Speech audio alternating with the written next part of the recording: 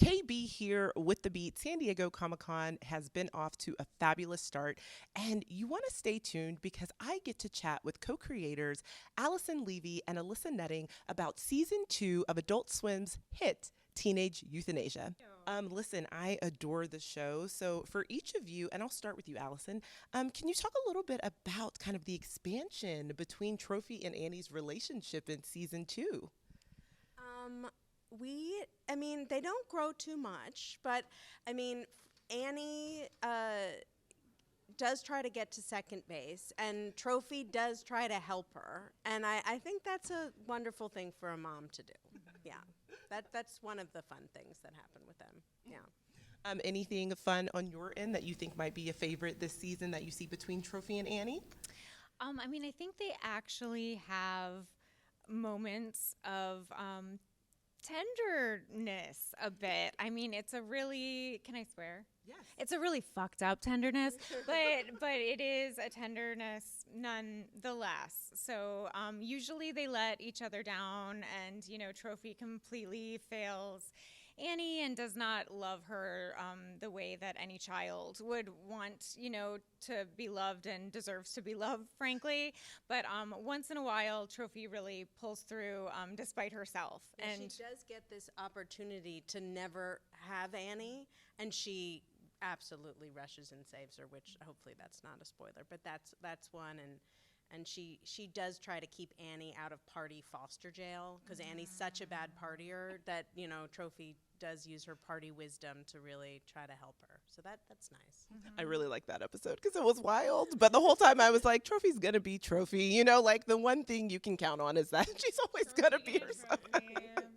Okay, so I have to ask, because obviously, the show is hilarious, but there are a lot of things that I feel like people could watch, and we really need to lean into and normalize. There are certain conversations. So can you talk a little bit about the importance of just creating art that really celebrates women and centers women and our sexuality at all ages of life? Because I really, really appreciate that.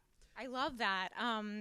Baba has prehensile breasts, and she is a grandma that is not shy about talking, about things. And I think Annie really leans into the message that, your sexuality is your own. It doesn't have to be what society expects of you, particularly as a teenage girl, that you get to choose, that you can say, no, thank you. That's not who I want to be. I'm turned on by, this and not this. So I think it's very important because, we're really obsessed with teen girls' sexuality just in our society, and women's sexuality, and controlling that in really horrific ways. So it's nice to have an artistic escape where we can, satirize and criticize these issues. Yes. Yeah. We have a whole episode about sex ed where Trophy is trying to becomes Annie's sex ed teacher, which is just the most horrible premise of your mother trying to do it, and Trophy just is trying to bully her into her version of what sexuality is. And so even the rest of the characters get to sort of figure out their lane. And that was a big thing for us this season, is to to let Annie gets a couple different romances this season, and it's fun to really see her let it play out and what she wants. And I don't know. I don't think I've seen it in animation to have a teenage girl get as much action as Annie does get. Yeah.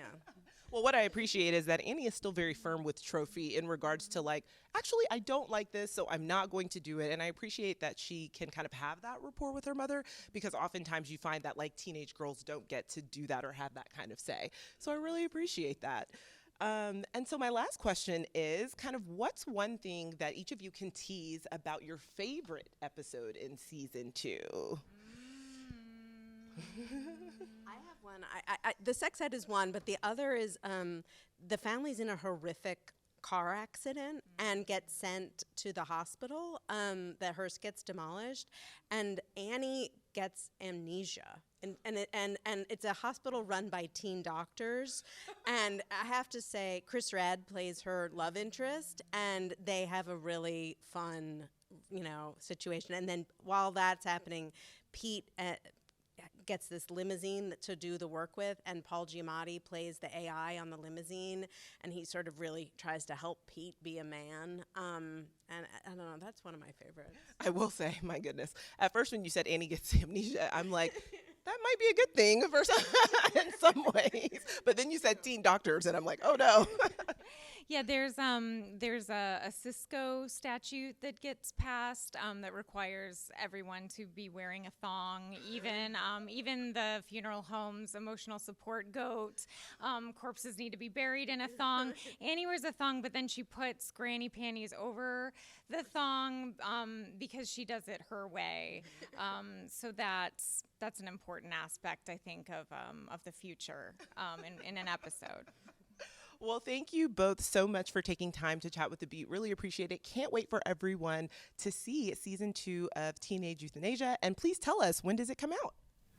The 26th at midnight and 27th on Max. Thanks so much, guys, for checking out our latest video. And also, huge thank you to our sponsors of San Diego Comic-Con 2023, Mad Cave and Global Comics.